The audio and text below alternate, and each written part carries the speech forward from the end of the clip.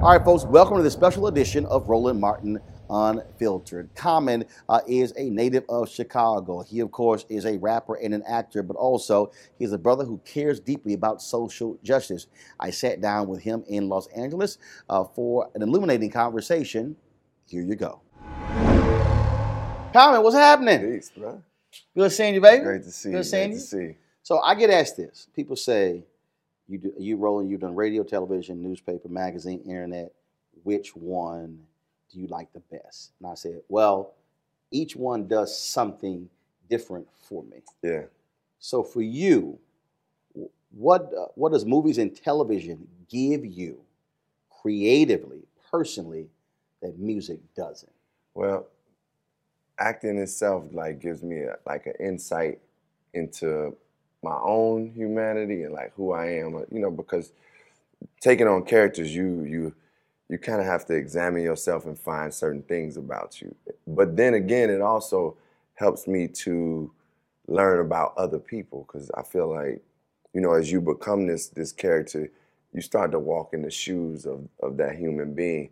And, and I try to dive as deep as possible into these characters. And through that experience, I feel like each time I do a character, I get more understanding of other people and I get more compassion. So it definitely brings me that. And I think, coming to hip hop is hip hop is a culture that started real this is street, this is what we do, this is masculine, this is black expression, black and Latino expression. So it's I felt like as an actor, I could go to all these different places and try different things. And now I bring that to hip hop, meaning my live show, I bring theater aspects to it. But it's, when you as an actor, you just got to be free and you can't be afraid. You're not trying to fit in one lane. You just gotta be free. So I think that really helps me when it comes to my music. Also, I would think that when it comes to acting, not only are you you having to be enveloped by it, it also allows for you to take chances to where you go, I wouldn't do that in real life. Yeah. But okay, cool. I can just roll with this thing now because it's the big screen and the small screen. Yes, definitely. I mean, should I always tell people, man, like some of the things, like I can't go out and shoot people in real life, but I don't want to. But it's times I'm angry enough, I want to do something, but I can express it in movies, and everything is safe, everything is good, and just like you try different things, like characters that you try, you wouldn't walk around and do those things or wear those things, and like I said, it gives me that.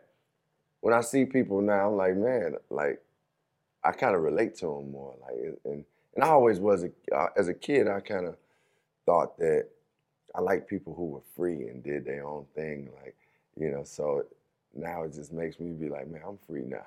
I remember when Sam Jackson was critical Yeah. of rappers who became actors, and a lot of people said, "Oh man, you're hating."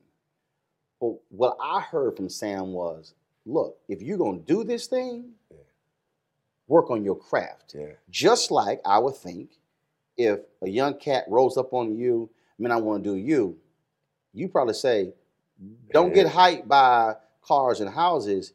If you don't work on your craft, then you can't do what I do. Yeah. I mean, first of all, I respect what Sam said. I mean, initially I was like, what is he saying? Because why he hating? Yeah. Initially I was like, I wanted to know exactly what he said because I heard it like from other people.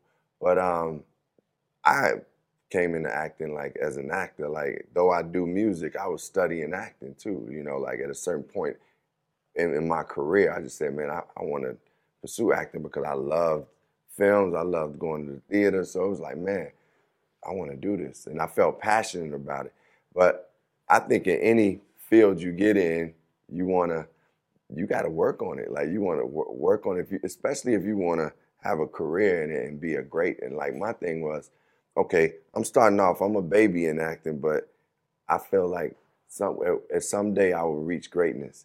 And I'm willing and I love working at it. So that's how, I mean, and people sometimes talk to me about, man, y'all rapper actors. And I'm like, man, you can't really classify like all of us in the same box. Everybody has their own individuality, own story of why they acting or how much, like one of my favorite actors who also does music is Mos Def, and though he hasn't done films and we haven't seen him in something lately, man, that dude is incredible. I saw him on, he did theater with Jeffrey Wright and was incredible in movies. And my thing is, when you have every person that does music and then acts is not, everyone ain't necessarily good. It just depends on if that person really does have the talent and they really respect the craft. So, well, it was funny you say that because so I'm sitting here, I'm at home, and I'm flipping through the television, then, because I've heard you do voiceover for documentaries and stuff like that. So I'm flipping, and now I'm seeing you interview Serena. And this is me at home. Yeah, let me look at comments, interview skills. And because again, Sam, because even that's different. You might know somebody, but being on camera and having to draw something out for the purpose of the audience, same thing. That's a different skill set. Let me tell you, it truly is a skill, and I have a really a lot of respect for what you do and people that are as talented as you are in this field, to be able to talk and get conversations going with people and keep it natural, but still get what you need to get out of them. Everybody's, because you're dealing with a lot of different personalities. That interview I did with Serena was like, that was the final one, but I did like one with Mr. Harry Belafonte. I did one with Lorna Simpson. I did one with D. Ray McKeeson, who from Black Lives Matter. Man, it was like, and each person is, you're trying to figure out, okay, like, I'm like, wait, I'm not a journalist. But, you have to, one thing I understood was like, okay, I got to stay present. As much as I really, certain things I know I want to ask, I'm like, I gotta stay present. So I just did my best to do that, because that, in all truth, that's important as an actor, to stay present, because no matter all the preparation you bring to the table, you can't just, like, when you get in the scene, you got to be in the scene. Like, you got to be alive in the scene. Right. You can't like, I rehearsed it this way, because what if the actor you acting with is doing something different? Oh yeah. Oh no. There have been times when the person you're interviewing, they had a bad day. Yeah. They got an attitude. They don't feel like talking. They're tired. Yeah. And at the end of the day, you sitting here going, look, I got to get this thing Yeah. done. So I got to figure out how I can connect with them. So it might make them laugh. It might rib them. Yeah, that's what I was gonna ask you. What do you do on the person when they got a bad day? That's where laughter comes in. Yeah. That's where laughter comes in. So it's always figuring out something, whether it's something they've done, whether it's a particular role or whatever. Because there's some people who are just so serious, Yeah. and then they'll just they'll take it. And in fact, I remember this was a flip side. I remember interviewing. I was working the Houston Defender. I was the managing editor, and Loretta Devine was from Houston, so she was in town. And so this was when the NAACP had a boycott of the Oscars. Okay. And what was a trip was she was critical of the NAACP, saying, well, when they leave, we still gonna be, it's gonna be rough for us. And so that interview flipped, and I started hitting with some political questions, and she goes, man, I shouldn't have taken that cold medicine before this interview. This not a regular Hollywood interview. And my deal was, you're right. Yeah. I'm not like some of these entertainment journalists. Yeah. I'm on a different side. Yeah. And I had a sports dude who, let's just say, he was tripping. And he really felt he was bigger than he was. Yeah. I said, bro, let me explain something to you. I've interviewed U.S. presidents. They can blow up countries. You bounce a ball. Yeah, for real. I said, blow up country, bounce a ball. Sometimes you got to break it down. So yeah, because and then I've cussed a couple of people out off the record. Yeah, and they were like, this brother ain't playing. Yeah, because sometimes you really have to do that to let folks know don't trip. Yeah. They need to know you're a person, man. No. That's what the bruh came out. Yeah. For real, huh? The real brother come out. It's kind of like, okay, he different. Like this brother different. So sometimes you got to go there. Yeah, look, I feel like it's times where I have to do that with just people in general. You got to just say, hey, man, I'm a person, man. Yep. It's some respect that needs to be given here. Like, let's talk about that. Let's talk about, because people watch you, they hear you, and the deal is, oh, that's my boy. That's my guy. I know him. I love him. But there are boundaries. Yeah. And so then what happens now in this world of social media? He was arrogant. He was upset. And I don't think the general public really understands when you're getting that all day, every day. Yeah. So how do you ensure that you're respectful? That's what okay. It's two things that I think two words that I would say I do my best to be active in this instance. I try to use gratitude, and I stay like grateful, because at the end of the day, it is somebody coming up, and even if they just want their picture for Instagram or blah blah blah, they still somehow have some type of reverence for you or respect. And that picture means something. Right, it means something. Yeah. I've met some people that say, Roland, you took a picture of my 80-year-old mother. Yeah. And man, she printed that thing out. It's on her wall. Yeah. And I remind other people that a lot of these folks, they don't meet celebrities a lot. That means something. It means something. That that's one of the things that sits with me, is that you're giving somebody something good. It's like spreading love, just speaking, like speaking to someone. And the other thing I do my best to do is just be respectful. Right. Like if I'm in the middle of something, I say, hold on 1 second, let me do this. Or if I can't do, but I just make sure I acknowledge them as a human being and be respectful. So absolutely. Yeah. And have you also pulled the coattails of some other cats who said, bro, that's how you eat? Yeah. Yeah, oh yeah, for sure. I was rolling with we were going to this event in Philadelphia, and it was like a, you know, star. This kid that was like the teenage girls. I mean, it was girls crying and like, you know, I was like, it was You're a like, girl that I who band. cried for me? Yeah, I mean, I don't get nobody crying for me, you know, not in that way. But it was like the girls was knocking on the van and blah blah blah, and they was hollering out the person's dog's name, and then he ain't even like wave at him. I was like, bro, man, just get him like a little high, man. Just give him some love. That's all they doing is giving you love. You ain't gotta, you know. And you know, sometimes I, you know, I don't try to preach to people or you know, but that in that instance, I felt like I had enough of a relationship right. with him too to be like, and I ain't know him super good, but I still was like, yo, man, go ahead and acknowledge, because them girls was over there knocking on the van. But that's important because what that young brother has to understand is, again, that's your fan base. Yeah. And see, when you turn on them, it's like I tell. First of all, an actor will go unnamed. Had some choice words about black women in Ebony magazine. Really? Sisters were like, really? Let's just say he's still recovering. From, I mean, in this business, you know, Yeah. black women will drive it.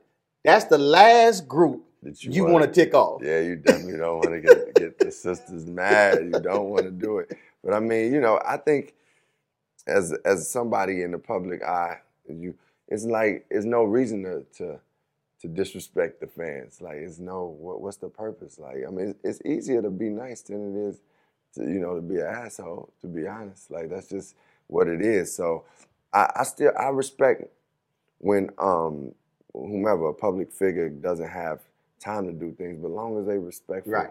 Absolutely, then I'm cool with it. I want to share a message from one of our partners, folks. As we transition into the holiday season, this is the time when people are starting thinking about giving and also sharing. And sometimes the best gift is when you actually present an opportunity to yourself. Give yourself your own gift. That's why our friends at Transatlantic Real Estate have created an investment opportunity for the everyday investor involving legal marijuana and crowdfunding. Now, we all know that legal marijuana has created one of the fastest growing industries in the country, no pun intended. Also know that crowdfunding makes it easy to be an early investor of an opportunity, but it gets even better. What Transatlantic is doing is different, and that is their business model is essentially buying the land that supports marijuana grow operations and leasing it to licensed, high-paying tenants. Now, what that means is you will be a landlord of a licensed marijuana farm in a high-growth market. Now, they're accepting investments for little as $300 up to $10,000 before the company goes public. Now, here's what's important. You must complete and confirm your application to participate. Again, complete your application and confirm your application to participate. Now, you can spend all your holiday money on gifts, but what if you get a return on your investment? You could also could consider making an investment for somebody else, and that could be their gift. That's a hell of a holiday gift. Now, to get started, go to marijuanastock.org, marijuanastock.org, for you to get into the game. And so we certainly want you to do so. The last year has been a straight whirlwind for you. When I talked to John Legend, he talked about just what the whole experience was like with Glory. Yeah. But one thing that in the interview that he said was, I told him, I said, I bet you real grateful you answered Common's phone call. I said, because, you know, some folk you call and they're like, okay, I'm busy. I'm going to get back with him next week. I said, I bet you real happy you answered that phone. He's like, yeah, that's pretty. I said, so I bet he called now. You're like, okay, it might be another Oscar didn't call, so let me go. Yeah, man. I mean, let me say, I'm happy he answered the call too, man. Like, that was, I mean, and John and I got a real good, like, brotherhood and bond. And it's like, not that we talk every day or anything, but it's just like a mutual respect, and we could talk about different aspects of life. But we musically have done a lot of things together. Glory was like, I'm just, man, that's God, man. That's God just saying, because I did, like, at that moment, just say, let me call John. Like, because I was trying to figure the things out, I said, let me call John. And he definitely responded. Though he was on tour, he was like, I mean, he sent his idea back in like a day or two, and I was like, oh man, this is something special. I remember like receiving that.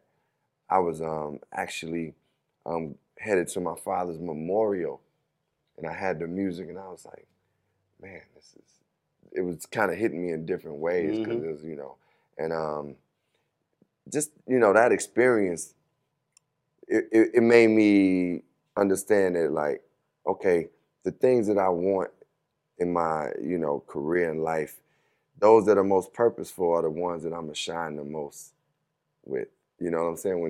When I'm in alignment with what I'm supposed to be doing, that's when it really shines. And like I said, that was just God at work, and us being like, okay, we here, we gonna be obedient. We were present too. Like I can remember just like for that period, I wasn't drinking too much. I wasn't like, I just was like, let me just be present and like appreciate. I mean, I enjoyed some of the festive things, Right, but right. it was like, let me just like appreciate each moment that we have and like stepping on this Oscar stage to perform, the rehearsal. And even though it was a lot of work, because I saw John recently and I was like, because he's on a circuit again with La La Land, just going out there and doing. And I was like, is it the same? He's like, man, it's the same thing. I was like, it's a good same thing. Right, But, right. and that's the one thing I know is no matter how tired you can become, man, it's like when you think about what we do and then that you got a certain amount and just remember the gratitude. You like, because man, we've all been through days where it's just like, you ain't getting those calls to come do things. You're not getting the opportunity to be in this film or that or score something. So, man, that gratitude goes a long way. How do you explain it to people about the importance of waiting? Waiting? Because that's for a lot of people, that's hard. There are people who, so what happens is, I use the example all the time with different people. People say, oh, Bishop T.D. Jakes, the Potter's House, and 30,000 members, and he's preaching to a million folks in Africa and breaking records. I said, but y'all don't want to talk about when he was digging ditches in West Virginia. Yeah. So you don't want to talk about when his wife, they were on food stamps to feed their family. Yeah. I said, you can't talk about the high or where someone is now until you understand what they've gone through. Yes. And so for you, as people say, oh, Carmen, the Oscar and the Image Award, and you've won this and Grammy, all sort of stuff, do you also have to remind folks that, no, you had to wait on some stuff? Oh, man, I definitely like, I look at myself as a late bloomer in a way because, like, my first record came out in 92, right? The people that now know of me, I didn't come out and like explode on the scene. It was like an underground hip hop artist from Chicago. They gradually I feel like I've been climbing up a mountain and still climbing, you know. But I actually enjoy that. I value it because I value the things that I learn and the characteristics that come with it. Like the journey gives me a lot, you know. So I do talk to artists and people and say, man, you know, it's gonna come for you, and it happens at the right time. Because even as I talk about, as I talk about glory, when we talked about that, I always was like, man, God, thank you, because this was the right time. I knew what I wanted to say. I was up there for what I wanted to represent, and you know, early on, it's hard to get that grasp on that because I thought when I released my first record, I'm gonna be a star. I'm gonna be as like Biggie or like, you know, all these artists that's big, and it wasn't that. And I never like was like, I'm not gonna be that. I always kept hoping my dreams there. But of course, initially you want it right then and now, like right then and at that time, you like, I want it now. But now it's like, I still battle with patience sometimes, you know, but. Me too. Yeah, exactly. Like, man, come on, really? Exactly. But now I understand Like, I'll go through that moment and it kind of falls off me quicker. It's like, okay, I didn't get that role. All right, cool. First, I'm disappointed, and then I'm like, all right, that one wasn't for me. It's for that person. I got to keep it moving. Speaking of waiting, you had an interesting dilemma when it came to your first movie, because something else major was happening and you had to pick. Oh yeah, you knew that story, huh? Yeah, you knew that story, Well, huh, we talked bro? about it at American Black Film Festival. Yes. Okay, so yeah, for my first film, Smoking Aces, it was at the time I was slated to tour with Kanye, and man, I had been studying acting, as I said, and I wasn't getting any callbacks yet. I had to get better at the auditioning process. So Smoking Aces was the first callback I got. So I'm already like, oh man. But then, I remember flying. I was flying from France. I flew in to do my second audition. I went straight from the airport. Boom, ready. I did my second audition and rehearsed, and I was like, and about a week later, I got a call from the director saying, man, we want you for this film. You probably just lost it. I lost it, man. I was teared up. I was jumping up and down, and because I was in a hotel room. We were out in Puerto Rico for this DJ festival. It was me, Kanye, and a couple other artists. And I remember hopping up and down on the bed. I called my mother like, Mom, I'm gonna be in a movie. I got the movie, and then, man, after that joy, I just had to take it in because I was like, wait, I'm slated to be on tour with Kanye. And I was like, man, this is my dream. I got to go for it. And I took in all that joy. And then I went over to Kanye's hotel room and said, man, I got offered a movie, man. I might not be able to do this tour. And he was like, man, go do it, man. That's your dream. Go do it. Now, were you afraid of his response? Because, I mean, it was already announced. It was announced. I was more kind of like feeling like I was letting a friend down. Like, I like sticking to my word. Right. Loyalty matters. Yeah. And I'm like, man, how's he gonna feel about that? Just because this man just produced that was the second album he had produced for me. So we were working on the second album. But anyway, it was like, man, he's done so much for me. Like, if I leave this tour, are you gonna feel like I'm taking away from what we building? But that just showed me a lot about our friendship, because he was like, man, that's your dream, go get it. And, I went and got it. You were like, "Ooh, I'm so glad he was cool about that." Man, I was definitely, I think at the time, the promotional company was like, they definitely wasn't happy with it, because they selling. Selling tickets. Yeah, they're selling tickets, and it's like. But for you, a dream is a dream. A dream. Put it this way, I've sacrificed a lot. Some things I think we all have to pursue our dreams. Like I think certain times I'm like, man, I missed out on certain things with my family, to be honest, just to build a foundation, so that things could be taken care of. But somebody said something to me wise. I heard somebody say something. It's just as important, to as much as it's important to be able to take care of your family, spending time with them is even more valuable. So I kind of understood that now. When you're a young dreamer, you're like, look, I gotta get it.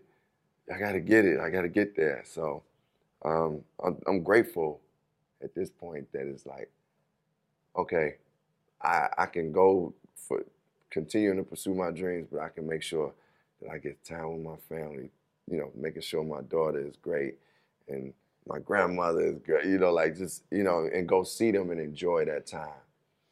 Even with all of the movies and the Oscar and the other awards, 2016, you dropped your 11th album.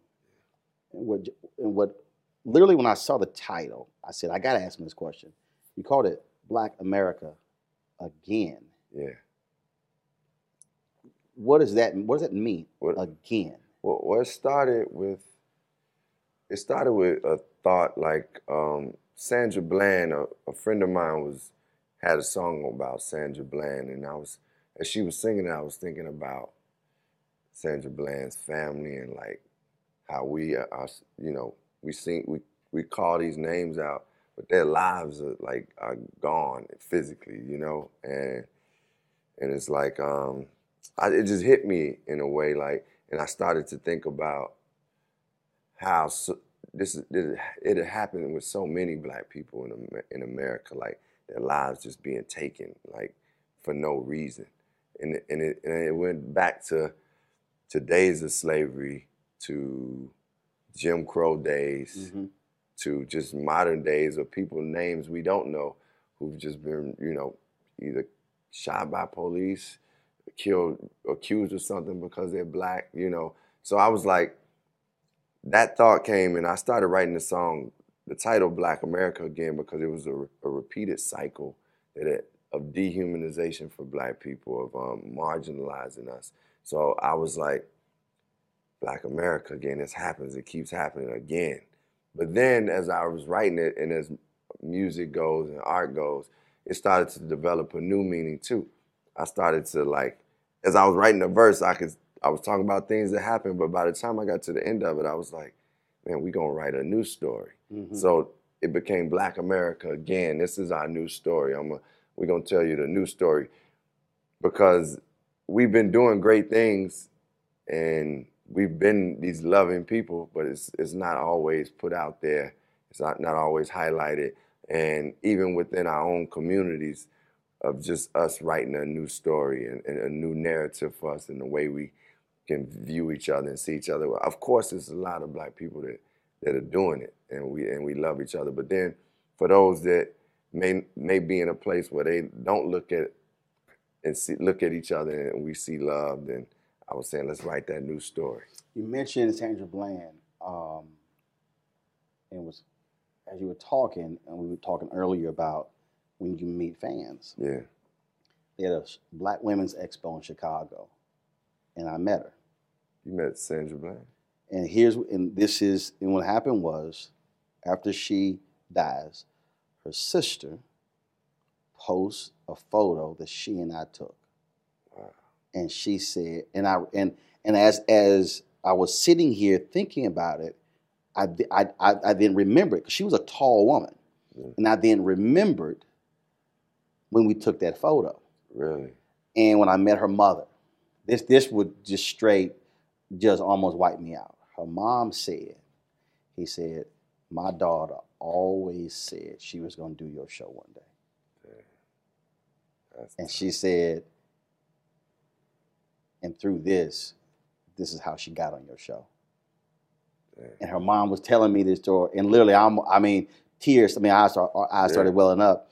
And her mom said that when she took that photo, she came back. She was like so excited. Oh my God, I met Roland Martin. I just took a picture and everything. And she asked me. I said no, and I did remember. Yeah. Because again, you remember all kinds of details. And I remember she was a tall sister. Then when I saw the photo, I went, no, I remember the expo. I remember the whole, and I remember that photo. Man, that's deep. That she said she was going to be on your show. And she was. I actually just got an opportunity to talk to her sister. Her sister reached out and just let me know that she was thankful that, I say her name in my song. And I was like, yeah, I'm calling that name out because, like, I think all those individuals, they can't just die in vain. We can't just, like, act like, that life didn't matter. It did. And just like Jimmy Lee Jackson. Yeah. And Selma. Yes. Folks who are dying today. Yeah. They matter. That's it. They matter. And that's Black America again. You can go back to Selma days, Jimmy Lee Jackson. And even when when I was watching Straight Outta Compton and saw that Rodney King tape, they flashed back, and I was like, man, that was 93. And, we see what's going on in 2016, 2015. I mean, pretty much every year since we've been here in America, it's been that process. I read a number of different pieces, and they said on this album, you were defiant, you were angry, you were you were fiery. Yeah.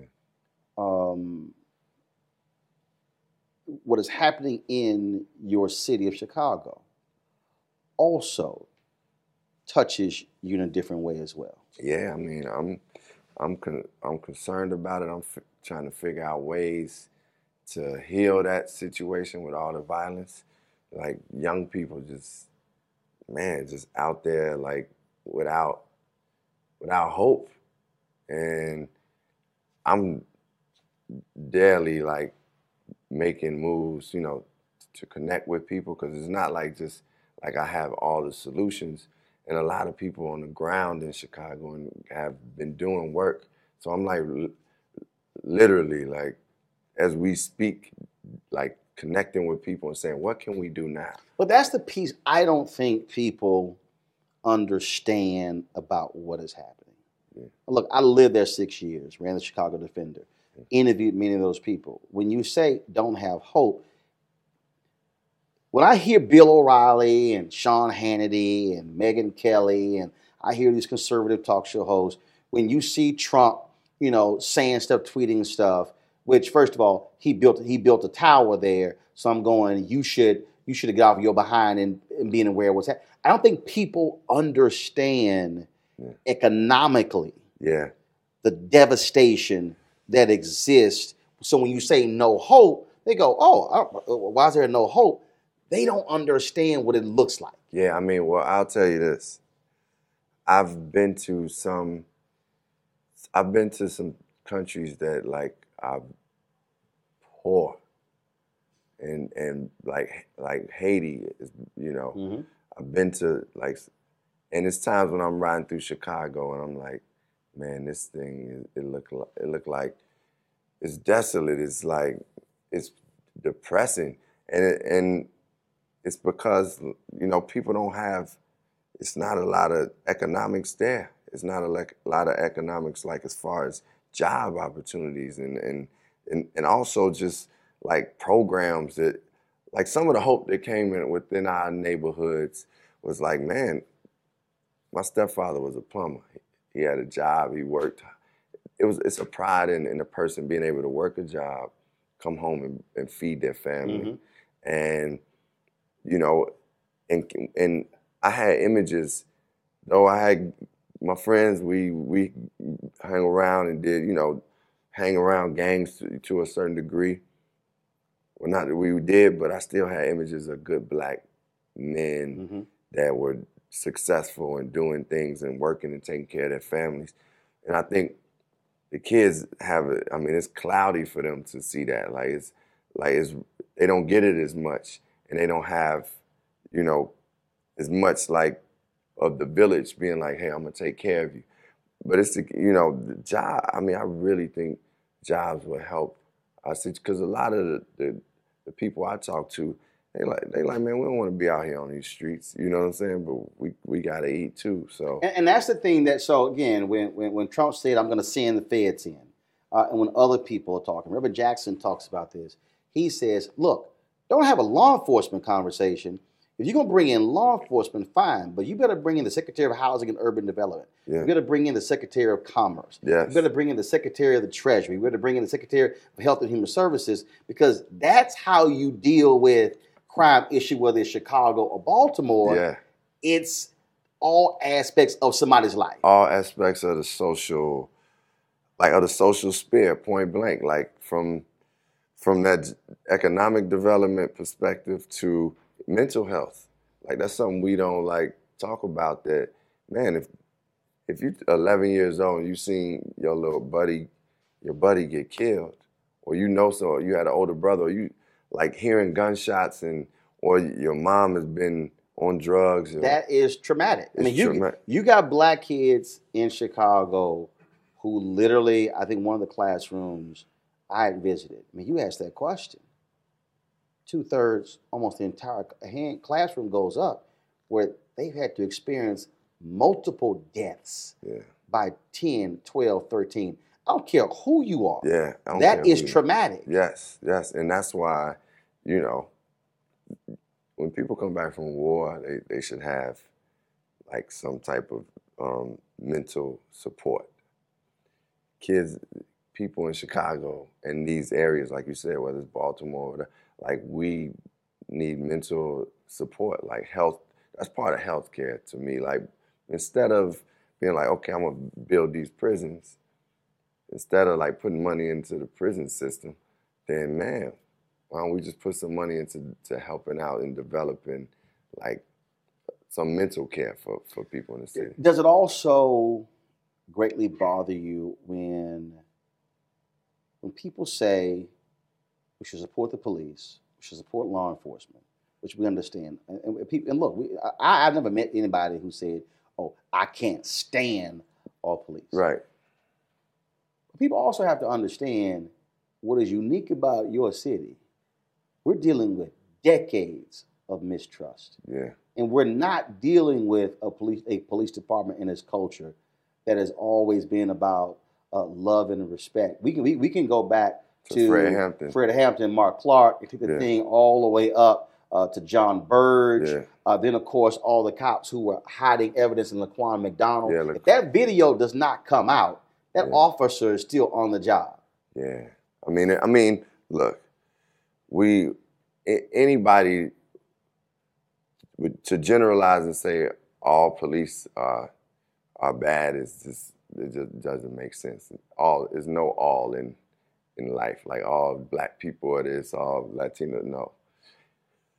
But Chicago has the history with the police that have been like, I mean, I've heard stories about them taking black people and just going to just beat them and like, I mean, and that's stories, but you know it's true. Well, first of all, the Department of Justice just went in and did all these various interviews, and they talked about cops calling black folks the N-word, and they have cops who said, yeah, we did those things. When you talk about cops shaking down drug dealers, taking money, taking property, and other residents saying, well, we don't know. We can't call the cops if you got gang activity because we don't know if they in bed with the gangs. Yeah. I mean, that's part of what our police system and department has going on with them. So you're right, like just for the people to trust them, it's gotta, like any relationship, you gotta rebuild the trust, and we can go through each decades. It's two-way.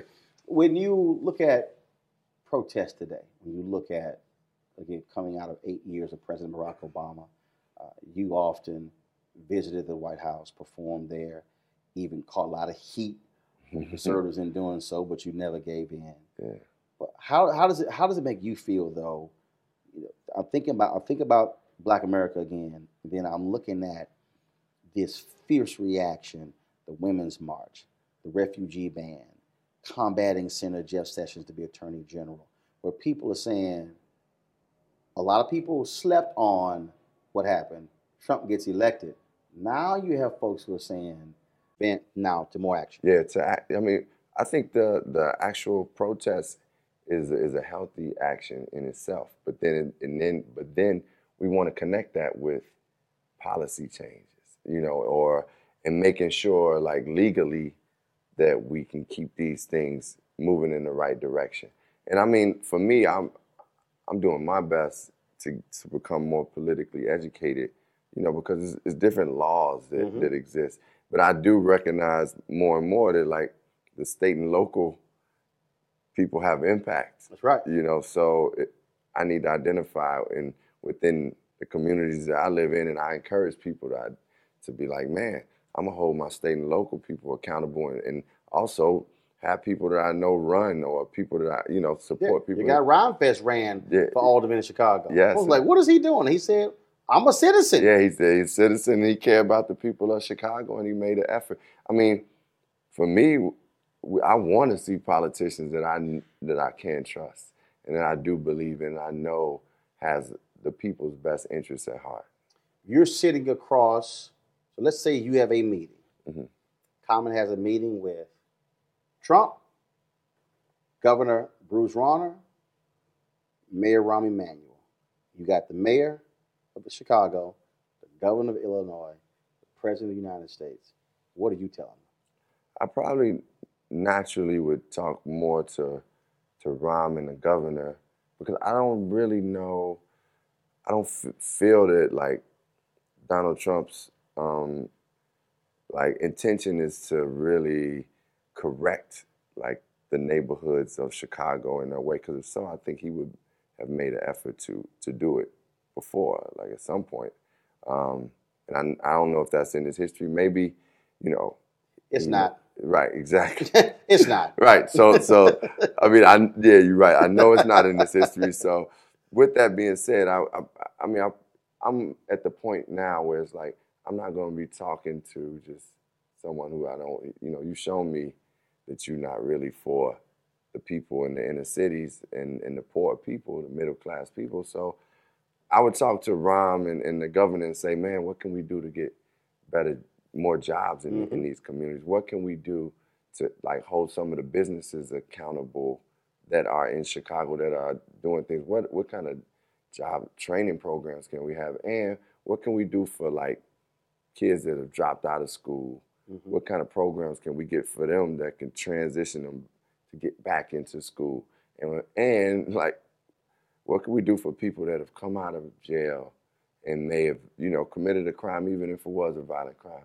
How can we help get them back into society with jobs? Like, let's put the resources, let's hold some of these businesses that we are supporting accountable and like help them, have them employ people within the neighborhoods.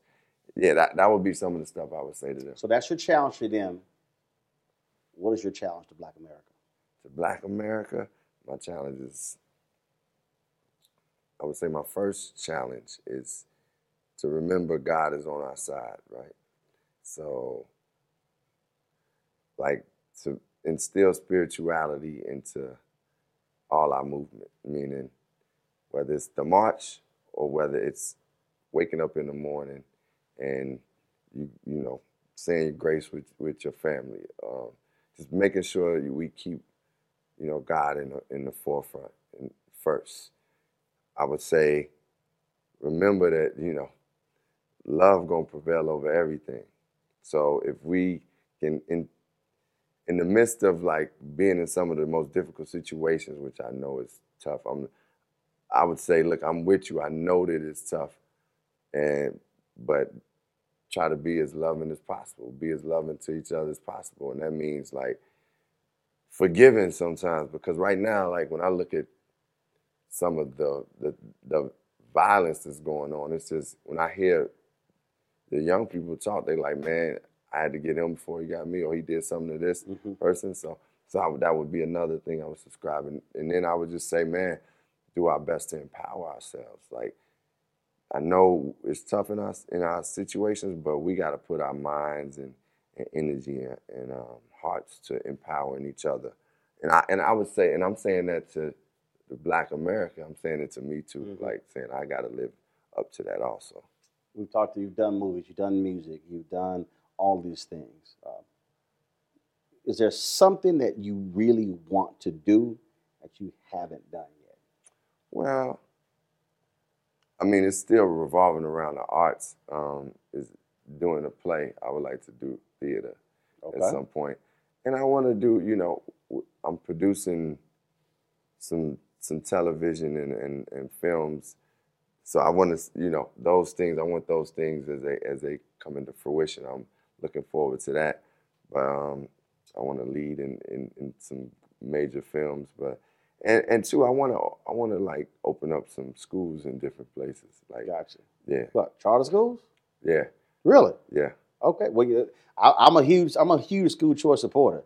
I'm a firm believer. If we can control our own education, that's the game. So because Jalen Rose has won in Detroit. Marvin Sapp has won as well. A number of brothers and sisters have actually opened their own. Oh man, I didn't know. We got to talk about that. Yeah, we got to talk. Definitely. Okay, we can talk about that. Yes, sir. All right, so I got two more questions. I'm ending with this here. So these are somewhat fun, challenging. Okay, so anytime I talk to Eddie Levert, the OJs, or I talk to Cats with the Temptations, what I always loved is that when they went on the Chitlin circuit, all these groups performed. Yeah. And one group made another group better Yeah.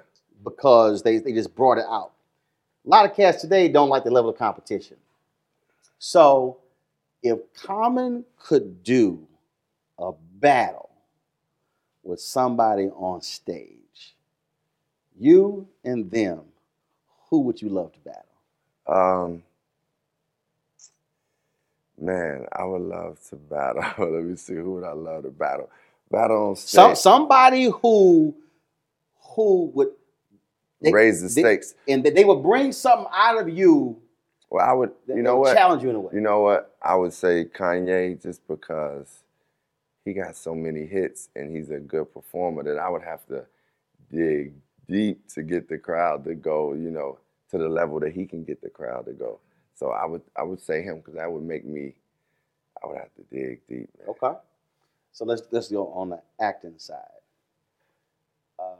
Let's say there's an ensemble movie, and you get to pick 4 greats today who you would love to act with. Yeah. Who are those 4? Yeah. I would want to act with Viola Davis. With